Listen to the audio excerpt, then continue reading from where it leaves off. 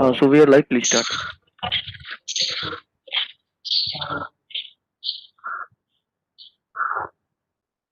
A very good morning. Should I start? A very good morning to one and all. Please. Today is 20 October 2020 is Navratri Day 4. Today, Ma Kushmanda Devi worship.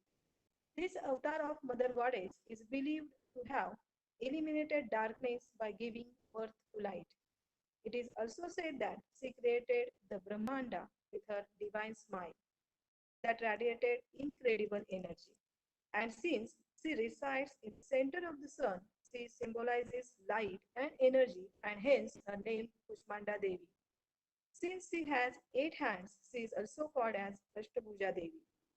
She governs the sun, and devotees pray to her for getting rid of their diseases and illnesses. O Devi Kushmandayai, या देवी सर्वभूतेषु मा कुष्मांडा रूपेण संस्थिता नमस्तस्यै नमस्तस्यै नमस्तस्यै नमो नमः. Today is our special day as one of the eminent personality from our place is from our beloved Pandharpur, Mrs. Nikita Ranjit Pawar is present here. Nikita ma'am is a familiar social activist. Ma'am have completed her schooling from Bhairavnath Vidyalaya and graduation from KBP College, Pandharpur. Ma'am have completed her LLB from Karmavir Audumbar Patil College. She is the most distinguished personality in Pandharpur. She has done many social activities in and nearby Pandharpur. Like she started city services in Pandharpur, built changing rooms for Warkari women in Pandharpur, set up small-scale businesses for women in Pandharpur, started agro-tourism venture in Pandharpur, and many more. She is the member of Lioness Club, Pandharpur, since 1990. She is Solapur district member or president of MNS party since 2008. She has also worked with Tanishka Vyaspeed for women empowerment. Ma'am, we are very fortunate to hear you on this platform on a very special topic, Navratri Pandarichi. On the behalf of SKM Sinhagad College of Engineering, Pandharpur, and Indology Foundation, I, Mrs. Anjali Chetan Pise, taking this opportunity to welcome you, ma'am. Now, I request to Nikita ma'am to please enlighten us on this exclusive topic, Navratri Pandari. Ma'am. सबसे पहले तो मैं Indology foundation और Sinhagad college Pandharpur ये आपका बहुत बहुत आभार मानती हूँ कि आपने इतना बड़ा मंच और इतनी अच्छी अपॉर्चुनिटी मुझे आज यहाँ बोलने की दी है, तो मैं आपकी बहुत बहुत आभारी हूँ। मैं आप सबको सबसे पहले नवरात्रि की शुभकामनाएं देना चाहती हूँ और आज यहाँ मैंने जो बोलने के लिए अपना विषय चूज किया है वो है पंढरपुर। हम ये जानते हैं कि हम हमेशा बाहर का इतिहास हमें पता होता है, हमको अपने हम जहाँ रहते हैं, जिस देश में जिस जगह रहते हैं उसके बारे में बहुत कम जानकारी होती है, या हम उस तरफ ध्यान नहीं देते इतना कि जैसे बोलते हैं हमेशा कि घर की मुर्गी दाल बराबर होती है, वैसा ही होता है। तो मैंने सोचा कि इस पुण्य नगरी में मैं रहती हूँ, मैं कितनी बड़ी भाग्यशाली हूँ कि मैं इस जगह रहती हूँ जहाँ जहाँ की भूमि को धरती की वैकुंठ भूमि कहा जाता है। मतलब पंढरी को भूवैकुंठ कहा जाता है। भूवैकुंठ का मतलब होता है कि जो हम बोलते हैं कि मरने के बाद स्वर्ग होता है, लेकिन जो मरे हैं, जो उनको हमें पता नहीं कि सच में स्वर्ग होता है या नहीं होता, जहाँ पे जाके हमें मुक्ति मिलती है। लेकिन पंढरपुर को वैकुंठ भूमि इसलिए कहा जाता है कि वहाँ जहाँ पर आप रहते हो वहाँ आपको मुक्ति मिल जाती है। मैं बहुत खुद को भाग्यशाली इसलिए समझती हूँ कि इस धरती पे मुझे भगवान ने जन्म दिया है और मैं यहाँ की वासी हूँ। तो मैं इसलिए पंढरपुर का ये आज बोलने के लिए विषय चूज किया है, क्योंकि मैं खुद को बहुत प्राउड फील करती हूँ इस बारे में कि मैं पंढरपुर में रहती हूँ। मैं आज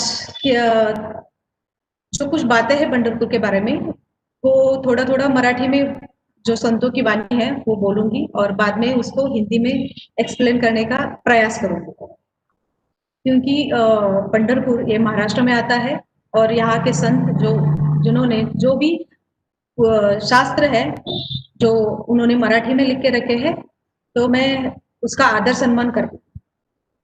ऐसा कहा जाता है, जेव्हा नव्हते चराचर तेव्हा होते पंढरपूर, जेव्हा नव्हती गंगा गोदा तेव्हा होती चंद्रभागा।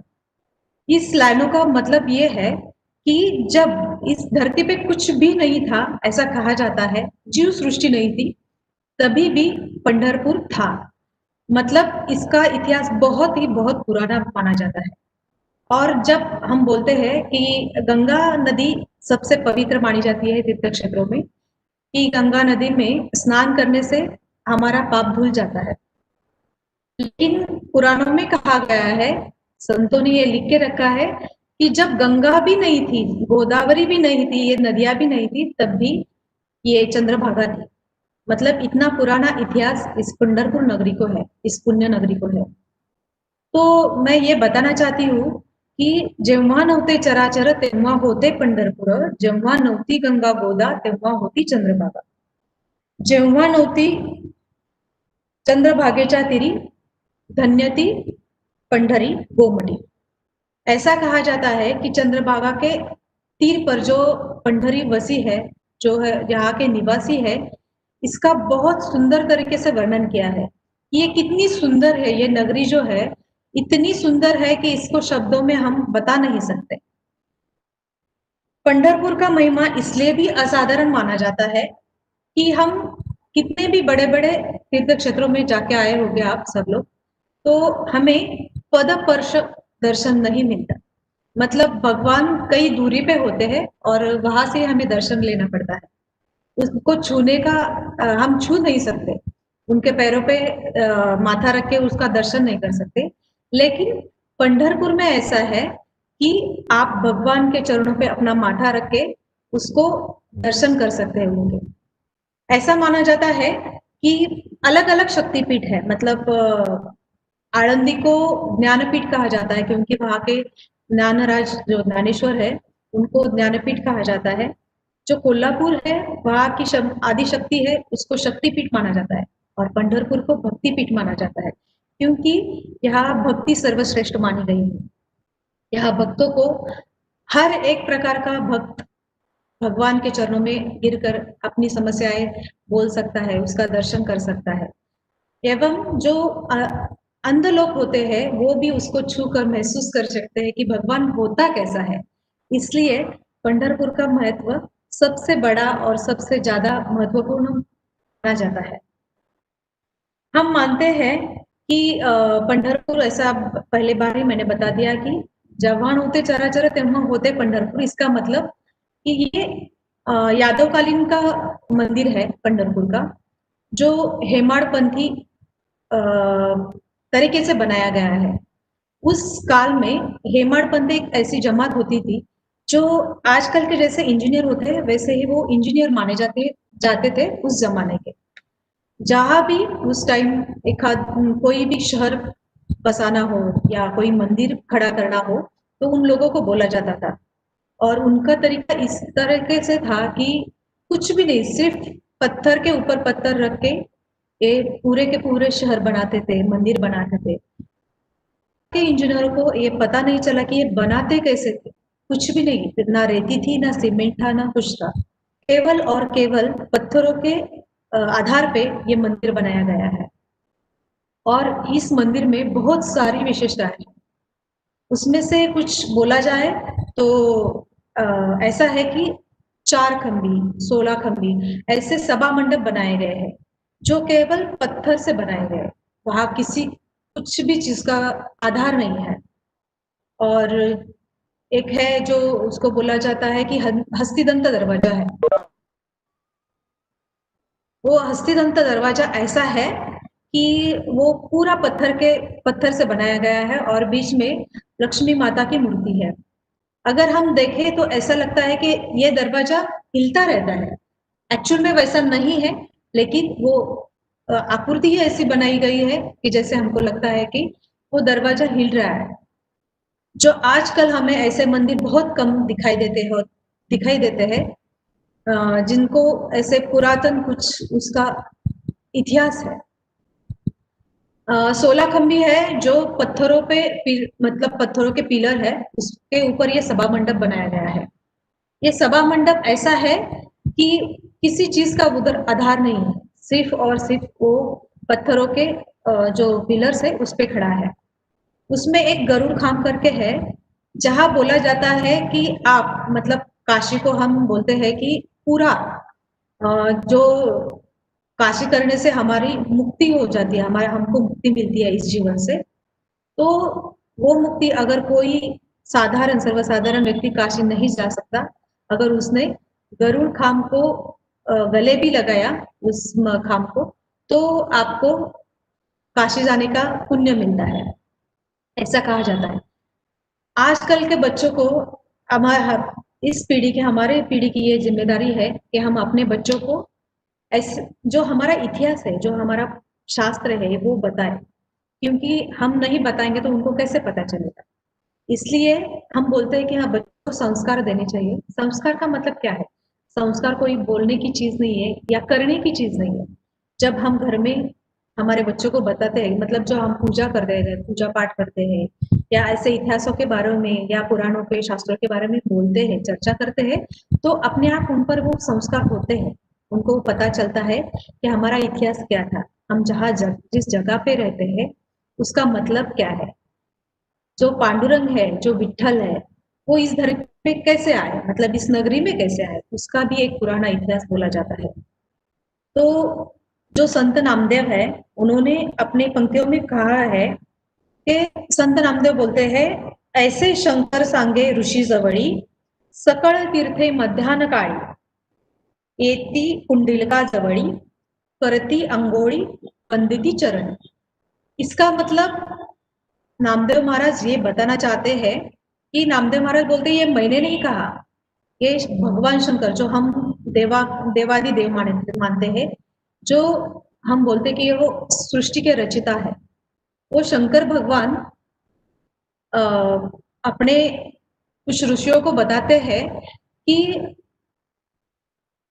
एक दिन का समय होता है, जिस समय मध्याह्न काल बोला है उसको, उस समय पूरे क्षेत्र विश्व में जितने भी क्षेत्र है, वो सभी क्षेत्र इस कुंडली के सामने आते हैं और उन स्नान करते हैं और उनके चरण स्पर्श करते हैं। मतलब आपको पूरे विश्व में जितने भी तीर्थ क्षेत्र है उसका पुण्य कमाना है, तो आप चंद्रभागा में स्नान करके वो पुण्य कमा सकते हैं। फिर ऐसा किसी ने पूछा कि कितने तीर्थ क्षेत्र है विश्व में, तीर्थ क्षेत्र कितने माने जाते हैं? तो भगवान शंकर ने बोला है कि 3.5 कोटि पुण्य ऐसे तीर्थ क्षेत्र हैं। तो फिर ऐसा किसी ने पूछा कि 3.5 कोटि ही क्यों? तो ऐसा शास्त्रों में या पुराणों में बताया गया है कि अगर जो अपना मनुष्य का शरीर है, तो उस शरीर पे 3.5 कोटि रोम है, मतलब 3.5 कोटि हमारे पूरे शरीर पे रोम होते हैं और 3.5 कोटि ही हमारे शरीर पे बाल होते हैं। तो 3.5 कोटि ही क्यों? क्योंकि मनुष्य अपने पूरे जन्म में जितने भी पाप करता है, उसके वर्गीकरण किया गया है कि अपने पूरे जन्म में एक मनुष्य 3.5 कोटि प्रकार के पाप करता है। उसको धोने के लिए ये इतने क्षेत्र बनाए गए, तीर्थ क्षेत्र। अगर आप हर जगह नहीं जा सकते तो केवल आप चंद्रभागा में आइए और वहां जाके स्नान करिए, आपको उतना पुण्य इस जगह पे मिल जाएगा। इतना बड़ा महिमा इस चंद्रभागा नदी का और पंढरपुर का है। ऐसा कहा जाता है, पांडुरंग और रुक्मिणी का जब झगड़ा हुआ था, तो वो रूठ के इस नगरी में आई थी, पंढरपुर नगरी में, और उनको ढूंढते ढूंढते विठल भगवान पंढरपुर में आए थे। तो वो पंढरपुर में रुक्मिणी को ढूंढ रहे थे और वो एक घर के सामने से गुजर गए। उन्होंने देखा कि एक लड़का अपनी माँ-बाप की सेवा कर रहा था और वो इतना उस सेवा में लीन था कि भगवान भी सामने आके गए तो उसका उनके उनके तरफ ध्यान नहीं गया। तो भगवान को बहुत अजीब लगता है कि खुद भगवान उसके दर पे चल के आए हैं और ये लड़का मेरी तरफ देख भी नहीं रहा। तो फिर वो वहाँ रुक जाते हैं। रुकते हैं, थोड़ी देर देखते हैं, फिर भी वो उनको कुछ देखता नहीं, उनको कुछ बोलता नहीं। तो भगवान फिर उसको खुद बोलते हैं, "तू कितना घमंडी है कि खुद भगवान तेरे दर पे आए हैं और फिर भी तू उनके दर्शन नहीं कर रहा, उनको कुछ बोल नहीं रहा।" तो वो लड़का जिसका नाम पुंडलिक होता है, तो बोलता है, "मेरे लिए मेरे माँ-बाप ही अभी मेरे भगवान हैं, जिनकी मैं सेवा कर रहा हूँ। उससे बढ़कर मेरे सामने अब कोई भी नहीं। खुद भगवान भी मेरे सामने आज कुछ मायने नहीं रखते। मैं आपकी भी सेवा करना चाहता हूँ, लेकिन मेरे जो भगवान है अभी मैं मेरे माँ-बाप मेरे भगवान हैं, उनकी सेवा पूरी होने के बाद ही मैं आपकी सेवा करना चाहूँगा।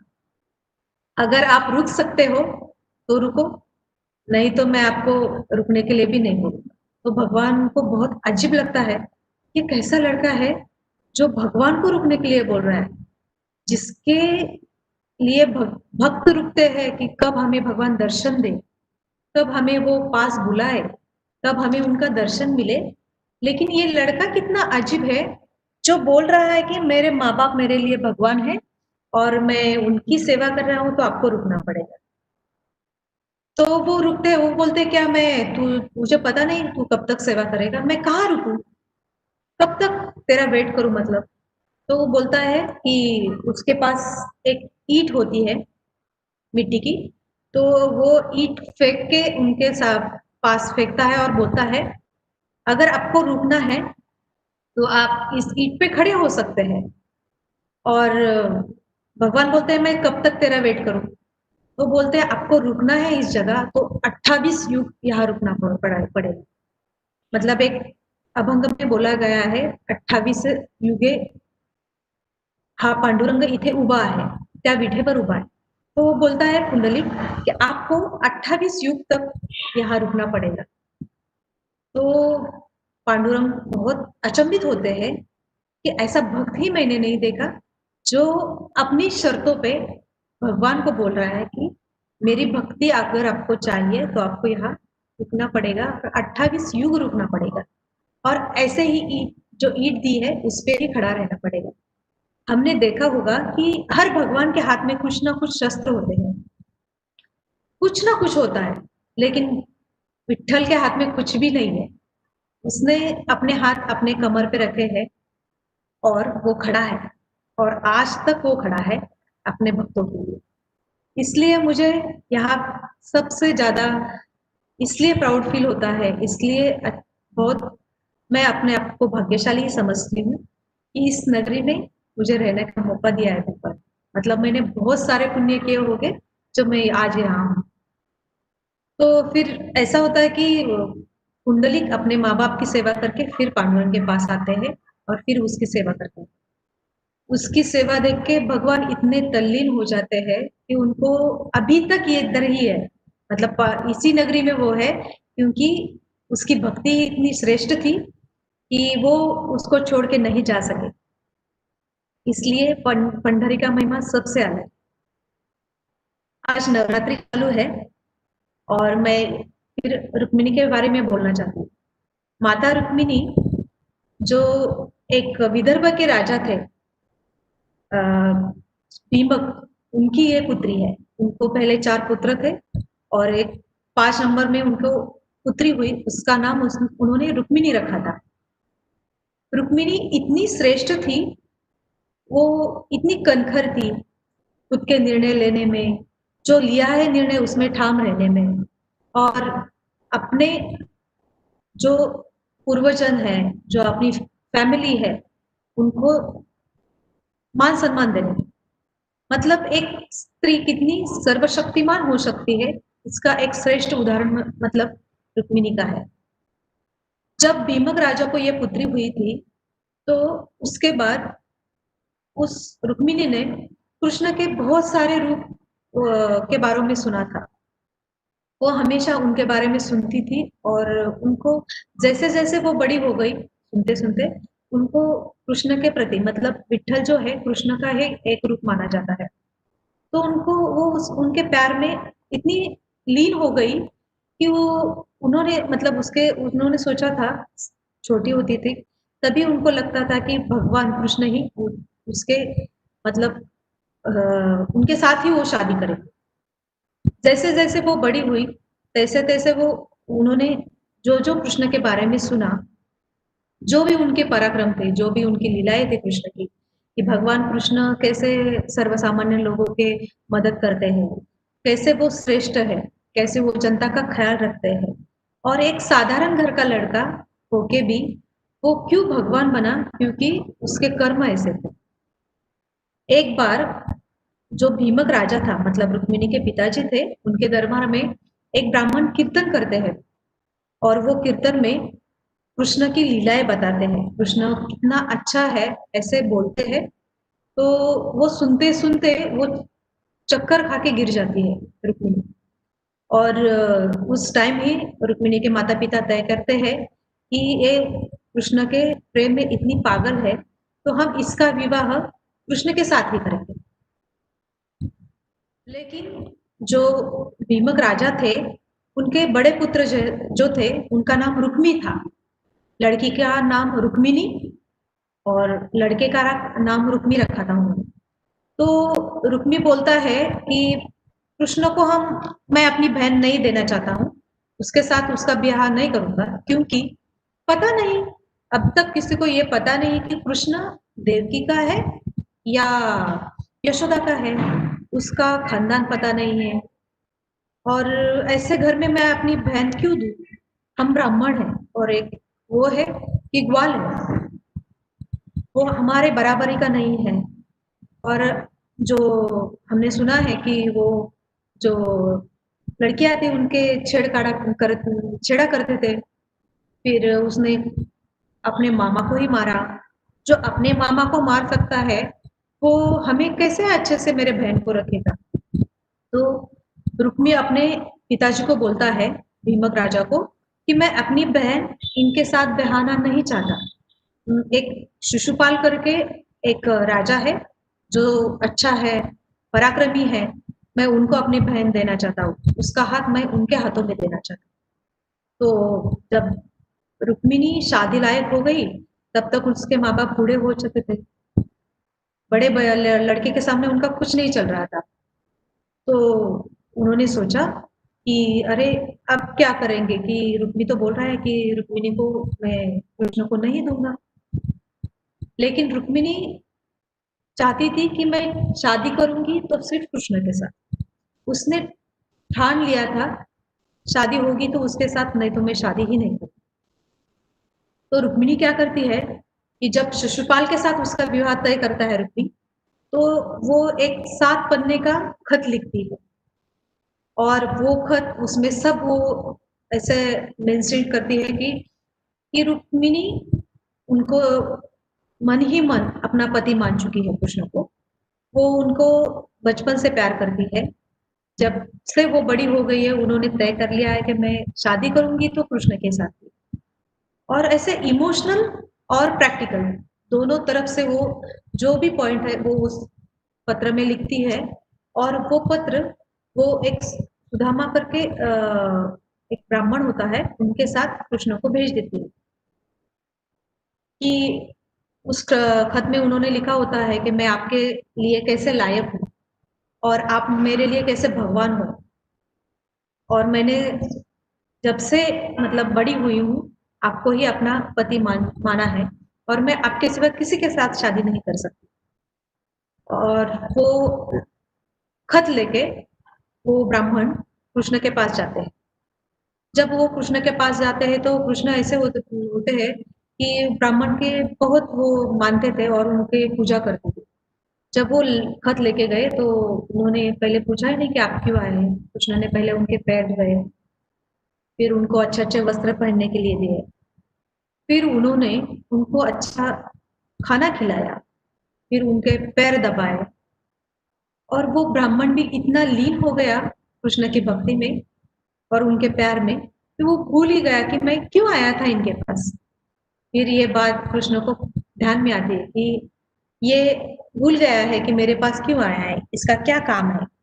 तो फिर वो उस ब्राह्मण को पूछते हैं कि आप ठीक हैं, आपका राज्य ठीक है, आपके जो राजा है वो ठीक है क्या, आप यहाँ क्यों आए हैं, मैं आपकी क्या मदद कर सकता हूँ।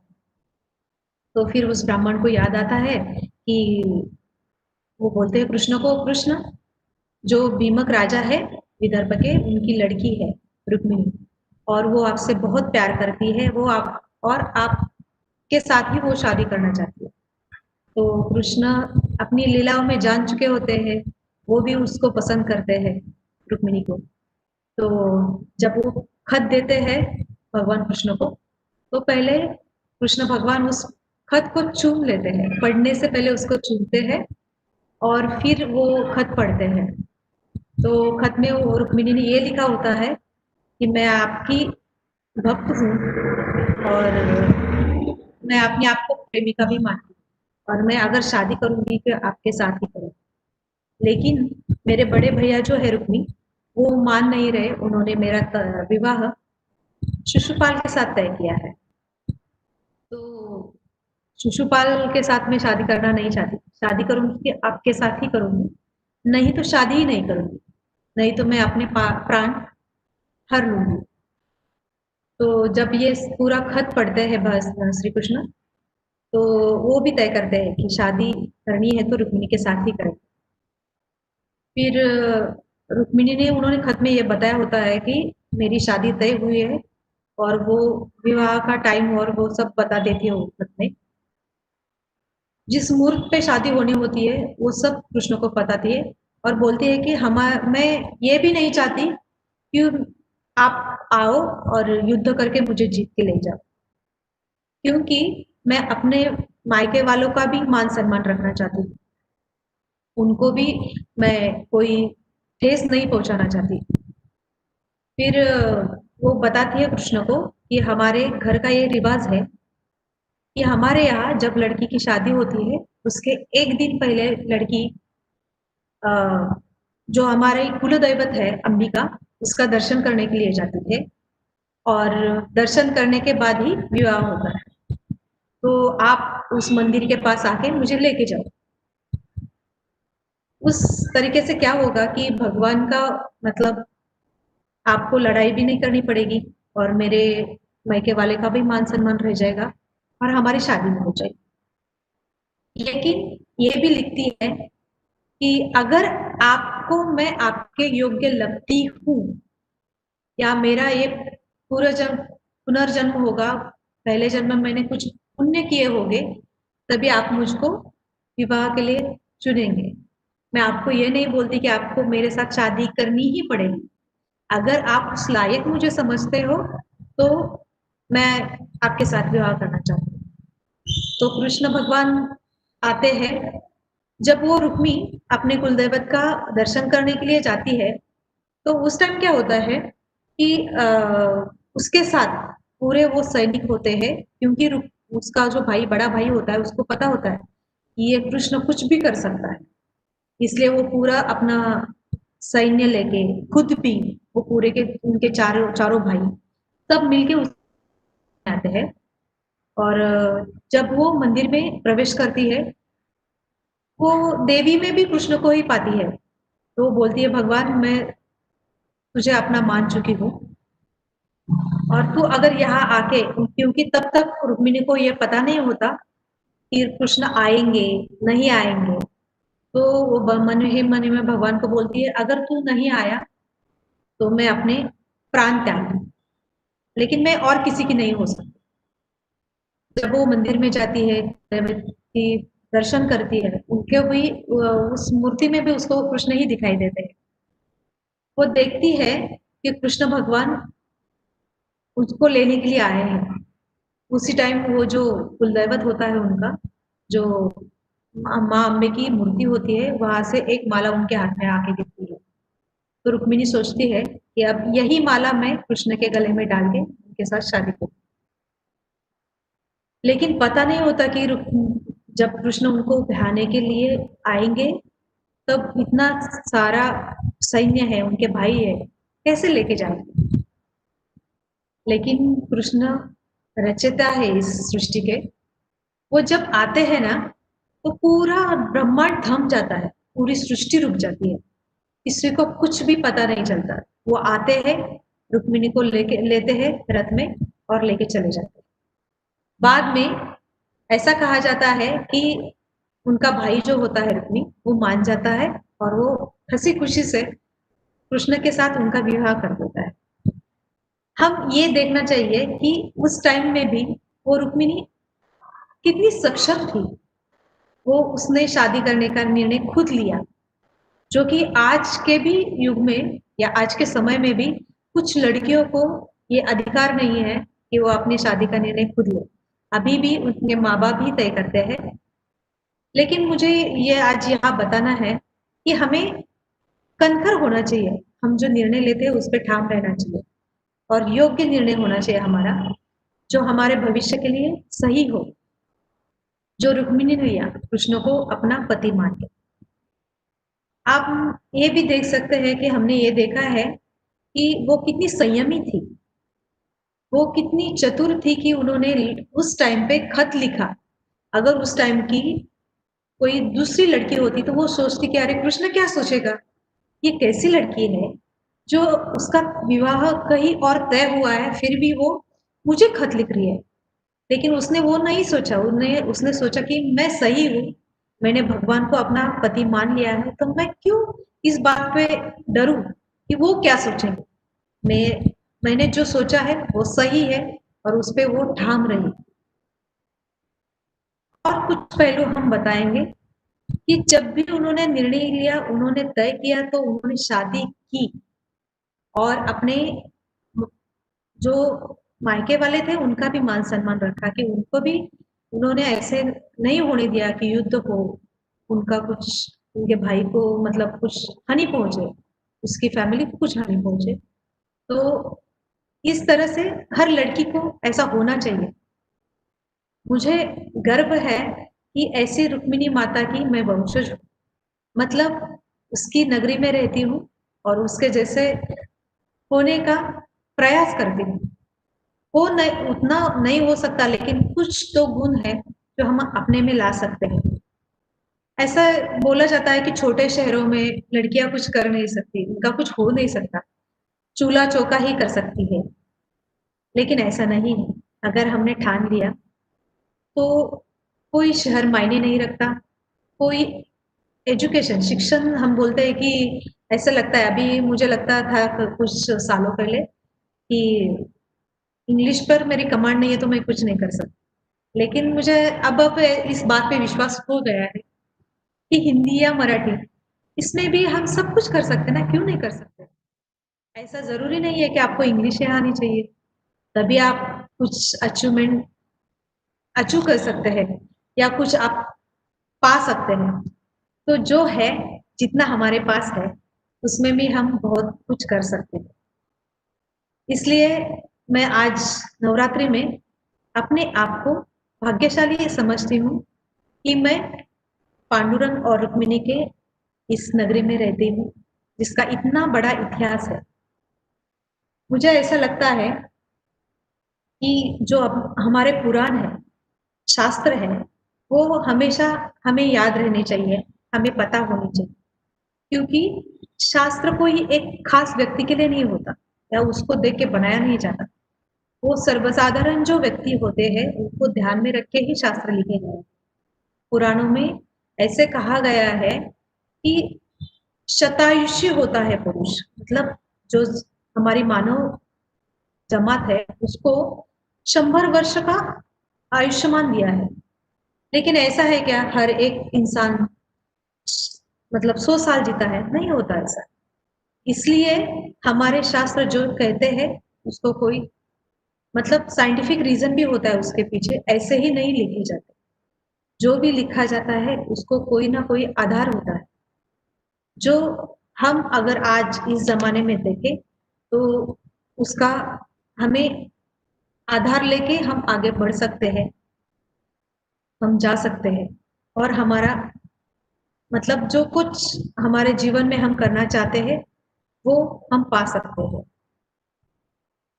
आज नवरात्रि के पावन अरसे पे मैं ये बताना चाहती हूँ कि रुक्मिणी माता जो है उसके अलग अलग रूप बताए गए हैं। जो हम जो महिला है उनको आज वो शक्ति देती है कि आप भी कुछ कर सकते हो। आप जो करना चाहते हो उसमें आप इतने ठाम रहिए कि आप उसको पा सको। इसलिए मुझे आज लगता है कि मैं कुछ भी नहीं हूँ, फिर भी मैं सब कुछ हूँ, क्योंकि मैं एक आदि शक्ति की कुछ अंश हूँ, जिसने पूरे समय में भी इस धरती को बचाया है। जब भी काली माँ का अ, हम बोलते हैं काली माँ के बारे में, तो एक लक्ष्मी का ऐसा रूप है जो हमें ये सिखाता है, बताता है कि समय आने पर तुझे दुर्गा भी होना पड़ेगा, समय आने पर तुझे सरस्वती भी होना पड़ेगा, समय आने पर तू लक्ष्मी भी है घर की, क्योंकि एक स्त्री ही हर एक समाज में अपना किरदार निभाती है। वो समय आने पर काली माँ का रूप लेके बुरे लोगों को या बुरी शक्ति को उसका संहार करती है।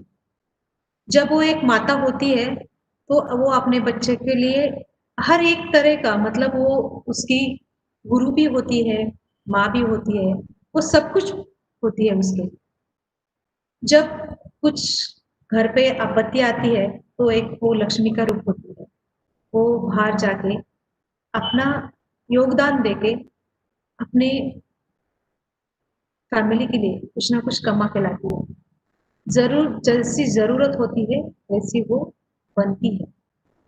इसलिए नवदुर्गा बोला जाता है एक स्त्री को, हर एक स्त्री को, जो भी स्त्री है एक नवदुर्गा है। उसके अलग अलग पहलू हैं, जो जैसा समय आता है उस टाइम में वो ऐसे बन जाती है कि उसके उस रूप को स्वीकारा जाता है समाज में। क्योंकि आज हम देखते हैं कि हर एक क्षेत्र में स्त्री आगे है, सक्षम है, इसलिए वो आगे है। वो किसी भी जगह पर कम नहीं है, उसको देश चला सकती है। वो आज हम देखते हैं कि बॉर्डर पे भी महिलाएं हैं जो अपने देश की संरक्षण के लिए खड़ी है। वो घर में है जो बच्चों को, जब फैमिली के जो बूढ़े लोग होते हैं उनको संभालती है। आज हम देखते हैं कि हर एक सेवा आज की स्त्री दे रही है। तो इस आदि शक्ति को मैं प्रणाम करती हूँ, नमन करती हूँ। और इस पावन अर्श पे आपने मुझे ये बोलने का मौका दिया। अपने जो भी है, जितना भी मैं हमारे इस पांडुरंग की नगरी को, पुण्य नगरी को मानते हैं, समझते हैं। जो वारकरी संप्रदाय है हमारा, वो बहुत ही पुराना है। इतने लोग पंढरपुर में आते हैं, जो हर एक पीढ़ी न पीढ़ी आते हैं, हमेशा उनका ऐसा योगदान रहा है कि वारकरी संप्रदाय इतना पुराना है कि आप समझ सकते हैं कि जो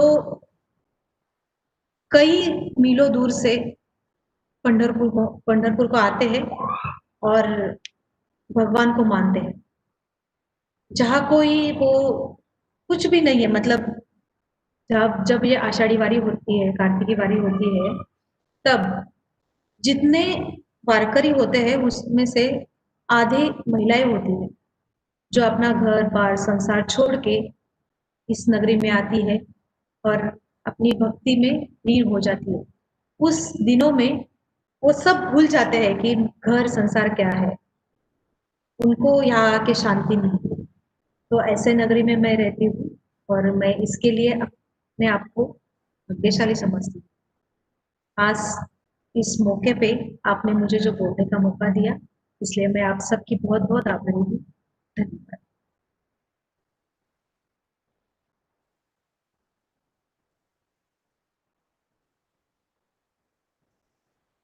thank you ma'am. morning, all the participants of Navratri Talk. I wish to record our sincere appreciation to the ma'am very inspiring speech on Navratri Pandarichi. As we come to the end of today's morning speech, it is my pleasure to deliver the oath of thanks on the behalf of SKN Srinagar College of Engineering and Indology Foundation, all who have helped make this event such a success. Thank you, Vaishali ma'am. Thank you, Aman sir. Thank you, Dr. Anand Kulkarni sir. Thanks are also to other staffs and personals involved in the program directly or indirectly. To conclude, let me once again reiterate my gratitude. On. Thank you. धन्यवाद।